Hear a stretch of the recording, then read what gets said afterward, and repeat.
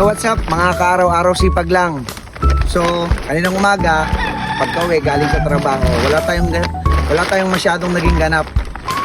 So, pagka-out, umuwi sa bahay, nagpahinga lang, nag-alaga ng mga kids, tapos natulog na, pagkakain. So, ngayon, pagkagising ko ngayong hapon is, naalala ko nga pala, mamitas ng okra kasi kailangan pitasin mo yan dahil gugulang. So, ito yung napitas natin.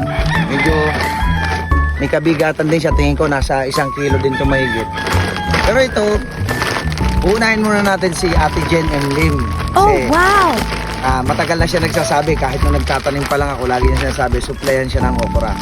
So tingnan natin kung gaano kabigat o ilang kilo yung laman ng sako na to. Tingnan natin. Dala ko din naman itong magic timbangan ko na magaan, handy. So timbangin natin para alam din ni Ate Jen kung gaano kabigat yung dadali natin sa kanya. 1 kilo at kalahati.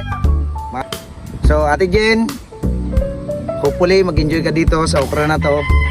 Makakamit mo na yung matagal-tagal mo nang inaasam. Okra, fresh okra.